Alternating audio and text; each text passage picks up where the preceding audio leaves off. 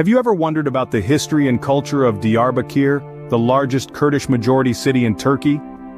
Perched on a high plateau by the banks of the Tigris River, this city is a testament to the rich tapestry of human civilization. Its origins can be traced back to the Stone Age, with the first major society being the Hurrian kingdom of the Mitanni.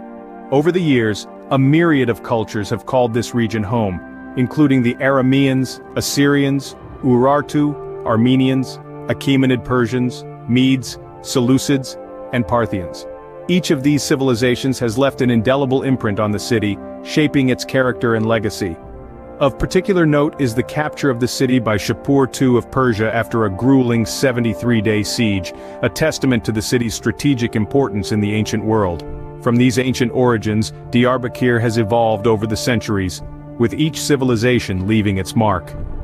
The Roman Republic claimed Diyarbakir in 66 BC, a period that would significantly shape the city's future.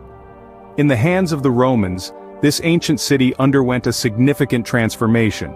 Renamed Amida, Diyarbakir became a key location in the Roman province of Mesopotamia, a region that was a melting pot of cultures, languages, and religions. The city, with its black basalt walls and strategic location by the Tigris River, became a beacon of Roman influence, a testament to their architectural prowess and administrative acumen. But like all great cities, Diyarbakir's story did not end with the Romans.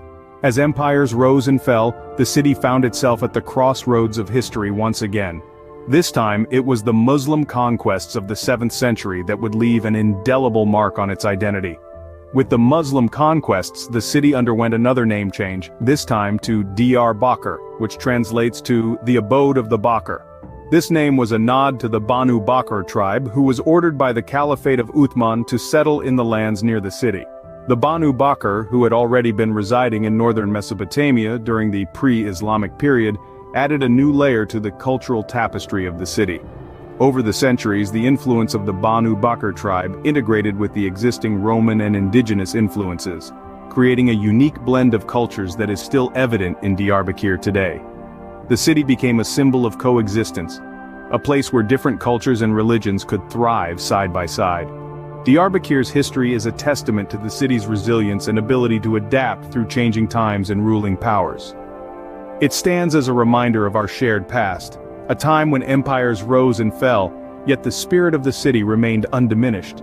From the Roman Republic to the Muslim conquests, Diyarbakir's rich history continues to shape its present and will undoubtedly influence its future. In more recent history, Diyarbakir has continued to be a focal point of cultural and political activity. In 1937, Turkish President Ataturk visited the city. Intrigued by its name, and after expressing uncertainty about its exact etymology, he decided to rename it Diyarbakir, which translates to Land of Copper in Turkish. This change was a nod to the abundant resources of copper found around the city. This renaming of Diyarbakir was one of the early instances of the Turkification process, a policy where non-Turkish geographical names were changed to Turkish alternatives.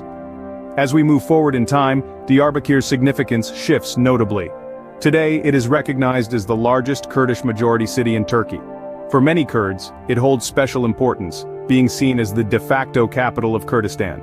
This prominent status has led to Diyarbakir becoming a focal point in the ongoing conflict between the Turkish state and various Kurdish separatist groups. However, the city's modern history isn't just political. In February 2023, Diyarbakir was rocked by the twin Turkey-Syria earthquakes, causing damage to its city walls.